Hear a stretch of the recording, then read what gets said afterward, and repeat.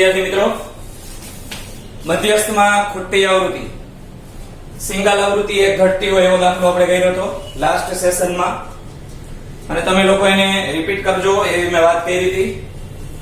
હવે સ્વાધ્યાયની અંદર જે દાખલો આપણે ખોટી આવૃત્તિનો બાકી રાખ્યો હતો એટલે કે 14.3 એનો દાખલા નંબર 2 અને એ છે પેજ નંબર 250 ઉપર. આ દાખલો આપણે અત્યારે કરશું. તો 14.3 એની અંદર દાખલા નંબર 2 આપણું હેડિંગ તો એનો એ જ છે, ખોટી આવૃત્તિ શોધવી. 14.3 દાખલા નંબર 2. આમાં બે ખૂટતી આવૃત્તિઓ છે એટલે ગણતરીની અંદર થોડુંક ટિપિકલ વર્ક થશે, પણ શાંતિથી સમજશો તો લગભગ વાંધો નહીં આવે. અગાઉનો આપણે એક ખૂટતી આવૃત્તિ હતી એની અંદર મધ્યસ્થ આપી દીધો હતો, પણ કુલ આવૃત્તિ n આપેલ નહોતી. અહીંયા આગળ થશે કેવું કે બે આવૃત્તિઓ ઘટે છે તો તમને n પણ આપી દેવામાં આવશે. n ની કિંમત તમને બને ત્યાં સુધી ભાગાકાર થઈ શકે એવી રીતે આપશે, એટલે કે છેદ ઉડી શકે એવી વેલ્યુમાં આપણને n આપવામાં આવશે. તો જોઈએ આપણે દાખલાની અંદર કઈ રીતે આપવામાં આવ્યું છે. પહેલા રકમ વાંચી લઈએ. રકમમાં લખ્યું છે, જો નીચે આપેલ આવૃત્તિ વિતરણનો મધ્યસ્થ 28.5 હોય, એટલે પહેલા તો પોઈન્ટમાં મધ્યસ્થ આપ્યો છે આપણને, તો x અને y ના મૂલ્ય શોધો. આગળના દાખલામાં આપણે જે જગ્યાએ ખૂટતી આવૃત્તિ હતી ત્યાં f લખેલો હતો, અહીંયા આગળ x અને y આપેલા છે. એ કઈ બહુ મોટો ઇશ્યુ નથી. x અને y ગણો તો પણ ભલે, a અને b આપેલા હોય તો એક જ થાય. બે ખૂટતી આવૃત્તિ આપણે મેળવવાની થાય. પછી કોષ્ટકની અંદર તમને n ની કિંમત 60 આપવામાં આવી છે. જે આપણે અગાઉ સિંગલ આવૃત્તિનો દાખલો કર્યો હતો એમાં આવી n ની કિંમત આપવામાં આવી નહોતી. તો શરૂ કરીએ આપણે. વર્ગ અંતરાલ એટલે કે xi. તો પેલું હેડિંગ લખી નાખીએ, વર્ગ અંતરાલ એટલે કે xi. બીજું ખાનું છે આવૃત્તિ એટલે એને કહેવાશે fi. અને ત્રીજું ખાનું જે આપણે આવશે એ છે સંચય આવૃત્તિ CFI. તો આપણો જવાબ છે એટલે હું બ્લેક થી લખું છું એને આ CFI. એના માટે થોડીક આપણે વધારે જગ્યા રાખશું કારણ કે આમાં બે આવૃત્તિઓ ઘટે છે એટલા માટે.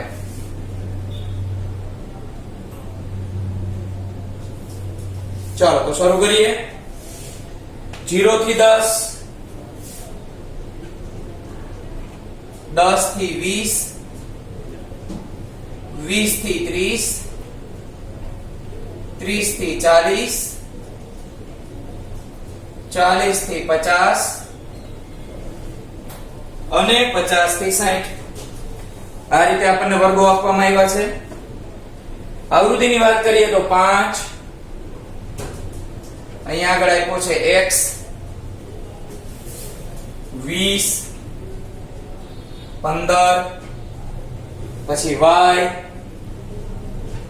અને 5. આ રીતે આખી ડિટેલ આપવામાં આવી છે.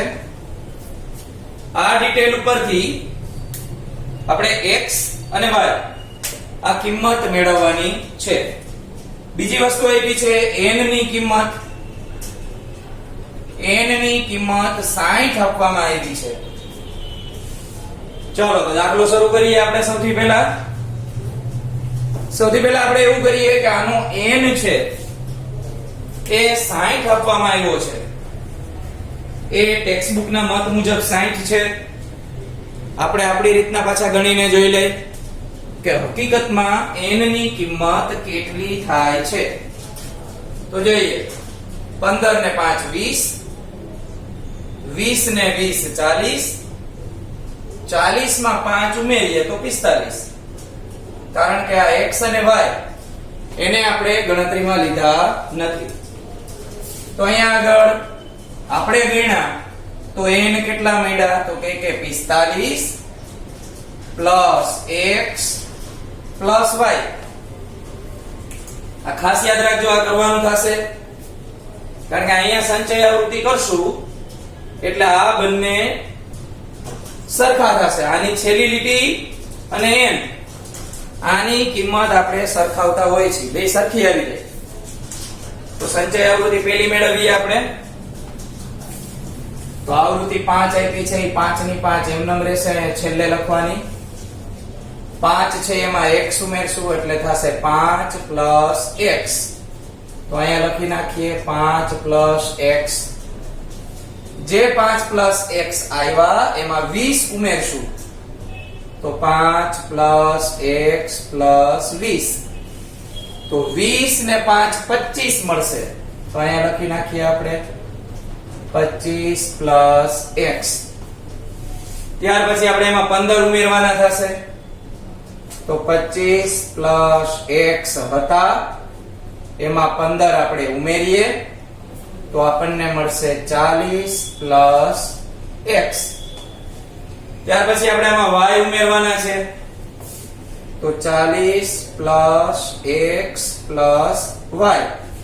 તો અહીંયા આગળ એની એ જ વસ્તુ વધશે 40 પ્લસ x પ્લસ y. જે આપણને 40 પ્લસ x પ્લસ y મળ્યા એમાં 5 ઉમેરવાના છે. તો 40 પ્લસ x પ્લસ y અને 5. તો આપણને ફાઇનલ મળે 45 પ્લસ x પ્લસ y. તો અહીંયા આગળ તમે જોઈ શકો છો બે વસ્તુ જે આપણી પાસે મળી હતી એ સેમ થઈ ગઈ છે એટલે આની અંદર આપણે બીજું કંઈ કરવાનું થાય નહીં.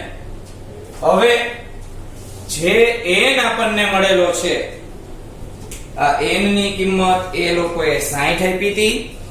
આપણે ગણતરી કરી તો 45 પ્લસ x પ્લસ y મળ્યા.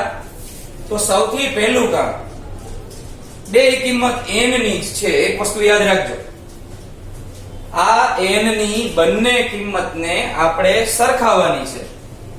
દેખાવમાં સરખી નથી લાગતી પણ બંનેના મૂલ્ય કેવા છે તો કે સરખા. એક વસ્તુનો અંદાજ આપણને આવી જાય કે અહીંયા 60 આપ્યા છે, નીચે 45 માં આપણે કેટલા નાખીએ તો 60 થાય તો કે 15. તો એ ખબર પડી જાય કે x અને y બંનેની કિંમત બંને જવાબનો સરવાળો કરશું તો 15 થશે. જેથી કરીને 45 માં 15 ઉમેરીએ તો 60 મળી જાય.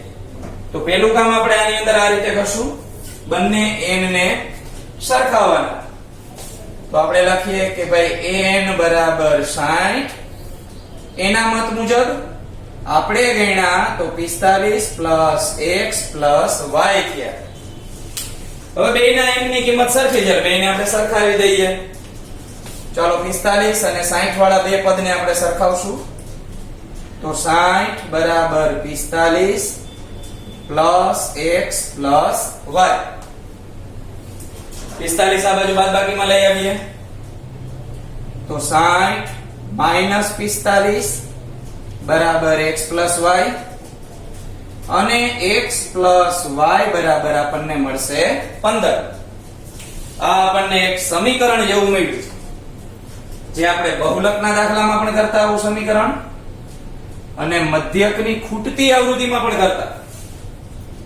હવે આપણે દાખલાની ગણતરી જે ખાનું બ્લોક કરવા વાળી અને સૂત્રમાં કિંમત મૂકવાની એ આપણે શરૂ કરીએ. ચાલો તો આમાં મધ્યસ્થ આપણને આપેલો હતો તો રકમમાં જોશો તો લખ્યું છે કે આવૃત્તિ વિતરણનો મધ્યસ્થ 28.5 હોય. તો સૌથી પહેલા આ રીતે લખશું, અહીં મધ્યસ્થ 28.5 આપેલ છે. ચાલો 28.5 એ કયા વર્ગની વચ્ચે સમાઈ જાય તો કે 20 થી 30 ની વચ્ચે આવી જાય તો આપણે લખશું જેને સંબંધિત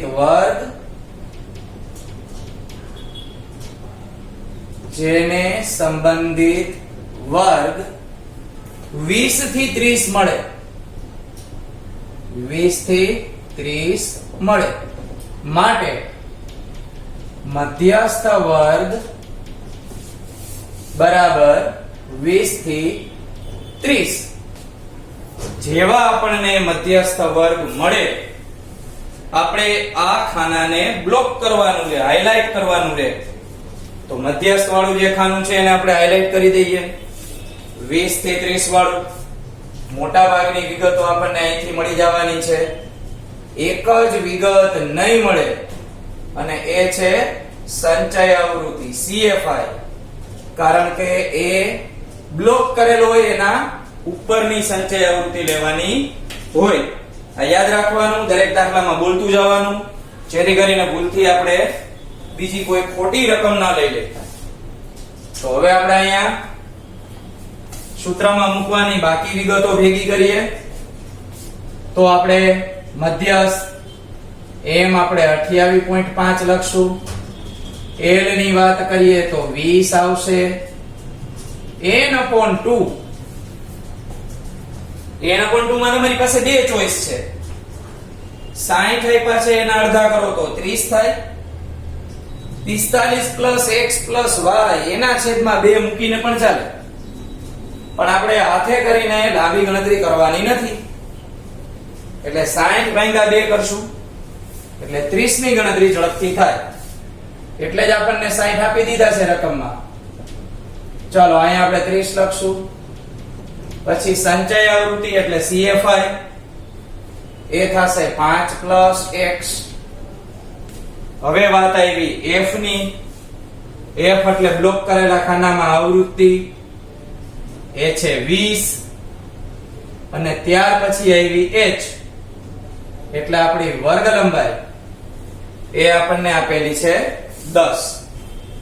તો આટલી વિગતો આપણે સૂત્રમાં મૂકી અને સાદુરૂપ આપવાનું થાય.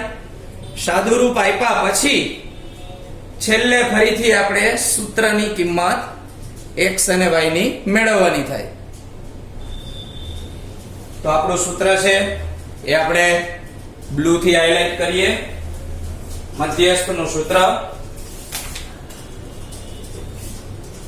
m બરાબર L plus n/2 minus CF છેદમાં f અને n ગુણ્યા h. આની અંદર કિંમત આપણે મૂકવાની શરૂઆત કરીએ. તો કિંમત m ની આપેલી છે 28.5. તો સૌથી પહેલા આપણે લખી નાખીએ 28.5. પછી L ની કિંમત એ આપી છે આપણને 20 પ્લસ કૌંસની અંદર n/2 એટલે 30 આવશે માઈનસ CFI જે આપણને CFI આપ્યા છે એ બે સંખ્યા છે એટલે આપણે એને કૌંસમાં લખશું નાનો કૌંસ કરીને. કારણ કે આગળ માઈનસની નિશાની છે એટલે નિશાની બદલવી પડશે. છેદમાં વાત કરીએ તો f એટલે 20 થશે અને h ની કિંમત 10 મળે. હવે બધી જ વસ્તુ આપણી પાસે કમ્પ્લીટ ક્લિયર થઈ ગઈ. હવે આની અંદરથી સાદુરૂપ આપવાનું શરૂ કરીએ. તો 20 ને આપણે આ બાજુ લઈ આવીએ તો 28.5 હતા એમાંથી 20 બાદ કરશું. ત્યાર પછી સામે આપણે નિશાની ખોલશું. અહીંયા 0 0 કટ આપણે કરી શકીએ. એ પહેલા લખી નાખીએ કે ભાઈ 10 નો 0 અને 20 નો 0 આ આપણે કટ કરી દીધો. અહીંયા આપણે કૌંસની વિગતમાં 30 ઓછા 5 ઓછા x છેદમાં 2. હવે 28.5 માંથી 20 આપણે માઈનસ કરવાના છે. તો આ બંનેની બાદબાકી ન આવડતી હોય તો રફમાં કરી લેવાની. 8.5 આ બગડો ભાગાકારમાં છે બરાબરની આ બાજુ આવે તો ગુણાકારમાં જાય તો ગુણ્યા 2 30 માંથી 5 બરાબરની સામે બાજુએ બાદબાકી કરીએ તો 25 મળશે. 25 માઈનસ x. ત્યાર પછી આપણે આ બાજુ ગુણાકાર કરીએ તો 8.5 એને ગુણ્યા 2 કરીએ તો આપણને મળશે 17. સામે બાજુએ છે 25 માઈનસ x. 17 અને x આ બંનેની જગ્યા આપણે બદલશું. જગ્યા બદલવાનું કારણ એટલા માટે કે જે આપણી પાસે મેળવવાનો છે x, આ x ની કિંમત માઈનસ ચાલે નહીં. એટલે જે મેળવવાનું હોય એને પહેલા આપણે પ્લસ કરવાના, એટલે થોડુંક સહેલું પડે. તો x ને અહીંયા લઈ આવું છું. 17 ને આપણે બાદબાકી માટે લઈ જાય 25 માંથી, તો x ની કિંમત આપણને મળે 8. તો આ રીતે આપણને એક જવાબ, એક ખૂટતી આવૃત્તિ મળી ગઈ x ની કિંમત. હવે આપણે બીજી ગણતરી કરીએ. અહીંયા હું બાજુમાં કરી દઉં છું. x ની કિંમત મળ્યા પછી આપણે આની અંદર કિંમત મૂકી દઈએ કે ભાઈ x plus y plus 15. x plus y is equal to 15. એમાં આપણે x ની કિંમત મૂકવાની છે. તો લખીએ x બરાબર 8 મૂકતા, જ્યાં x દેખાય ને 8 મૂકશું. 8 plus y બરાબર 15. y ની કિંમત મેળવવા માટે આપણે 8 ને સામે બાજુએ લઈ જવા પડે. તો કે y બરાબર 15 ઓછા 8 અને y ની કિંમત આપણને મળશે 7. તો આ રીતે આપણને બે ખૂટતી આવૃત્તિ મળી ગઈ. તમે થોડું કમ્પેરિઝન કરશો તો ખ્યાલ આવશે કે આપણે અગાઉ એક ખૂટતી આવૃત્તિ વાળો દાખલો ગણ્યો હતો. એ દાખલા કરતા આ બે ખૂટતી આવૃત્તિ વાળો દાખલો થોડોક સહેલો પડે, કારણ કે એની ગણતરી સાદું રૂપ થોડું અટપટું હતું. આની અંદર એટલી બધી વિગતો અઘરી નથી. એક સ્ટેપ યાદ રાખવાના કે મધ્યસ્થ 28.5 આપ્યો છે તો એ જ ખાનાને આપણે બ્લોક કરવાનું થાય. ઓની જેમ ને n/2 એટલે 60 ભાગ્યા 2 એટલે 30 થી મોટી સંખ્યા કઈ આવે તો અહીંયા 40 જોશો ને એને બ્લોક કરશો તો દાખલો ખોટો પડે. એટલે બેની મધ્યસ્થ વર્ગ ધારવાની રીત, એ પદ્ધતિ થોડી યાદ રાખવી પડે. બીજી વસ્તુ, માની લ્યો તમે આ દાખલાની અંદર ક્યાંક ભૂલ કરી અને દાખલાની અંદર તમને આ ખૂટતી આવૃત્તિ એટલે કે x અને y ની કિંમત પોઈન્ટમાં મળે, અપૂર્ણાંકમાં મળે, તો આપણને સમજાઈ જવું જોઈએ કે આ દાખલામાં આપણે કંઈક ભૂલ કરી છે. કારણ કે આ 8 અને 7 મળ્યા એ શું છે? તો આ આવૃત્તિ છે. 9મા ધોરણમાં આપણે આવૃત્તિ ચિહ્ન કરી અને લીટા દોરતા ઊભા, કે 4 લીટા ઊભા અને 5મો લીટો આડો. તો આ લીટા છે એ કોઈ દી આપણે પોઈન્ટમાં નથી કર્યા કે 3 લીટા સીધા કર્યા ને 1/2 લીટો કર્યો, 3.5 લીટા કર્યા. એવી રીતે થાય નહીં.